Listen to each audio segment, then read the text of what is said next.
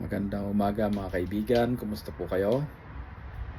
Sana ay okay lamang po kayo sa anumang bagay na inyong ginagawa sa ngayon. Tanghali na po rito sa malayong kanluran at medyo lumalamig na. Ako ngayon ay nag-iihaw ng pananghalian. Ang atin pong pananghalian ngayon ay inihaw na tilapia at Korean barbecue. Mga kaibigan, nabalitaan ba ninyo o huli na ba ako sa balita? Na si Pastor Kibuloy pala ay nag-file ng kanyang COC for Senator. No? Karapatan ni Pastor Kibuloy na mag-file ng kanyang COC dahil sa ngayon wala pa namang legal hindrance para siya ay mag-file dahil siya po naman ay kasalukuyang akusado pa lang sa kanyang mga kaso. So sabi nga sa batas, presumed innocent until proven guilty. So wala pa po siyang conviction. So ang inisip ko lang, kung sakaling manalo si Pastor Kibuloy, so ano mangyayari? Siya ay senador na nakakulong. At kapag ka nakakulong, paano niya epektibong gagawin ang kanyang tungkulin bilang senador?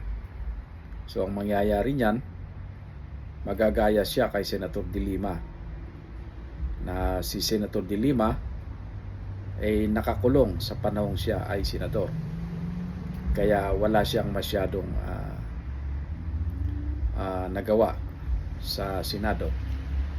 No? So, yun ang iniisip ko. At kung halimbawa,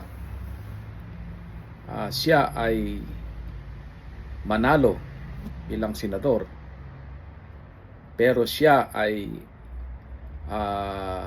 mapapatunayang guilty sa kanyang mga kaso at siya ay masintensyahan. So,